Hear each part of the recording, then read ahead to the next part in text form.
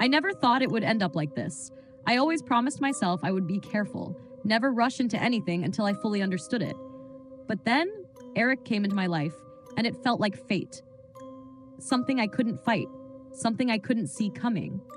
Not at first. Not when everything seemed so perfect. It began simply. One of those ordinary nights out with friends, the kind where nothing really stands out. The music blared too loud, and the laughter around me felt forced, like everyone was trying too hard to have a good time. But there he was, quiet, reserved, someone who didn't need to impress anyone. He wasn't a showstopper in the crowd, but maybe that's why I noticed him. He wasn't loud or trying to fit in. He was just there. I'll never forget the way he looked at me. Like he could see through all the walls I'd built.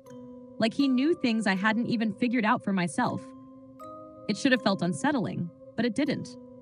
It felt comforting, almost like someone was actually paying attention to me, seeing past the surface for the first time in ages. I hadn't realized how much I'd craved that connection until he gave it to me without even trying. We started talking. At first, it was awkward.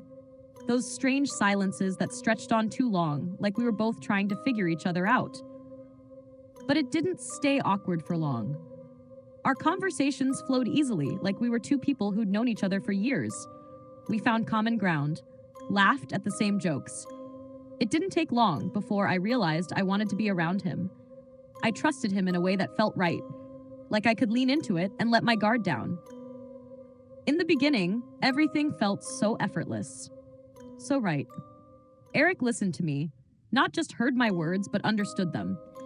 He saw me in a way I hadn't felt seen before, and the more I opened up to him, the more it seemed like I had finally found someone who understood the things I never even knew I needed to say. It felt like everything was falling into place. For the first time, I thought this might be the relationship I'd been waiting for. Someone who would be there, who would have my back no matter what. But then the cracks started to appear. At first, they were small, almost easy to dismiss, a joke here, a comment there. I figured maybe it was just a difference in humor or his way of showing affection, but things started to shift. It wasn't about jokes anymore. It wasn't about lighthearted teasing. It became about control. Subtle at first, how I dressed, where I went, who I spent time with. At first, they were just suggestions, little requests that seemed harmless. But they quickly became demands. Every time I did something he didn't like, it was like I had set off a bomb. The more I resisted, the tighter he squeezed, and suddenly, everything in my world started to revolve around him, around his wants, his needs. I didn't recognize it for what it was at first. I told myself it was just love, his way of showing care, of wanting to be close to me, but the signs became clearer with time. I wasn't just in a relationship with Eric anymore. I was being controlled, manipulated into thinking this was all for my own good. I was losing myself, piece by piece, and I couldn't see a way out. Others saw it. My family, my friends, they all noticed. They saw how I had changed, how I became more distant, quieter. They asked if everything was okay, but I couldn't admit it. I couldn't face the truth. I thought they were overreacting, that they didn't understand him the way I did. I thought this was what love was supposed to look like. Sacrifice, devotion, wanting to put the other person first. But the truth was, I had let him into every part of me. I had let him shape me, change me, until I didn't recognize who I was anymore. By the time I realized what was happening, it was too late. I had become so tangled up in his manipulation, so dependent on his approval, that I couldn't even imagine what life would be like without him. I wasn't always so alone. Before Eric, there was Lena. She was the kind of friend everyone needs, loyal, strong, and with a sharp sense of humor that could cut through the darkest of days. I met her years ago at a job I barely remember now. She was the one person who never treated me like a charity case, never pitied me or held back when she thought I was being a fool. She called me out when I needed it. But more importantly, she had this uncanny way of making me feel like I mattered. Lena saw through me in ways no one else ever had. Maybe that was why I trusted her so completely. I'd known her since the days when I had my own life before Eric, when I still had dreams outside of being with someone else. Back then, I had purpose. I had me. But the deeper I got tangled in Eric's world, the less I became of myself, and the more Lena noticed. She was the first one who started making comments. Subtle at first, but I could see the worry behind her eyes. "You've changed, Rach," she said one night over wine. "You don't laugh like you used to. And I don't like how much space he's taking up in your life." I'd brushed her off, told her she was imagining things. But deep down, I knew she was right. Slowly, I pulled away from her, feeling more like a shell of the person I once was. The late-night phone calls stopped. The long chats about everything and nothing ceased. And instead, I let Eric take the forefront of my thoughts, my time, my energy. It wasn't until it was nearly too late that I realized how much Lena had been trying to warn me. When things started to get worse, I could feel it. The shifting undercurrents of tension in the air, the way my own skin felt too tight, too uncomfortable. I needed to break free, but I couldn't do it alone. We had a plan.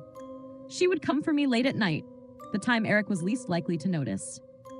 I'd pack in silence, keeping my movements careful, deliberate. It was the only way we could make it work.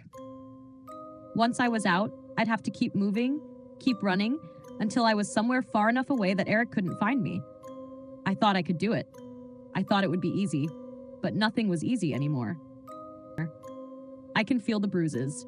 They're still fresh, swollen, and purple, the yellow edges slowly creeping in. It's as if pain has been painted directly onto my skin, a reminder I can't escape. My fingers graze over them gently, just enough to flare the ache through my ribs. It's real. I'm real. I'm still alive. But maybe not for long. Tonight was the night. I knew it in my bones. If I stayed any longer, I would slip away. Not all at once, no, but slowly, piece by piece, until one day Eric would drain the last spark of life from me, leaving me hollow. A shadow. A ghost. The apartment was too quiet, too still. The silence pressed against me, thick and suffocating, crawling under my skin. Every breath I took felt like a battle for space. Even while he slept, I could feel the danger. It lingered. Always. Every little sound, every move I made could be my last. It felt like one wrong step and the world would collapse. I moved like a phantom, my feet barely touching the floor. I had to make no sound, be no more than a whisper in the night. My hands shook as I packed, shoving clothes into my bag. Soft, pliable fabric, no zippers, no metal to betray me. Quiet, speed. The only things that mattered now. The phone in my hand felt cold, like ice, like it could slip through my fingers at any moment. I stared at the screen, watching the bruises on my wrists deepen as time passed. I typed my final message. Midnight. Outside. I can't stay here. The seconds dragged on like hours. My heartbeat thudded in my ears, drowning out everything else. Then came the reply. I'll be there. Don't worry, Rach. We'll get you out. Lena. She was the only one who saw me. Really saw me. The only one who still believed. She was my lifeline, my only connection to a world that felt like it was swallowing me whole. I gripped the phone tighter. It was all I had left. And just as I thought I could breathe for the first time in days, I heard it. A breath. Behind me. The bed shifted. I froze. My heart stopped. Eric? Rachel? His voice was low, thick with sleep, but underneath it, I felt that cold edge. The one that always chilled me to the bone. I didn't think. I didn't stop. My body moved faster than my mind could keep up. The door handle was cold in my hand, sharp against my skin as I twisted it open. I slipped out, silent as a shadow. The hallway stretched before me, endless. Every step felt like a risk, like I was walking on shattered glass, waiting for the floor to fall away. The elevator was too slow, too obvious. I ran for the stairs, my legs aching with every step, breath shallow, jagged. My body screamed at me to stop. But I couldn't. I wouldn't. Outside, the night air cut through me like a blade, but I didn't stop. My eyes scanned the streets, frantic. I just needed to see it. A car, parked at the curb, engine humming in the dark. Lena? My heart surged, relief flooding my chest. I ran. Nothing else mattered now but getting to her. Getting out.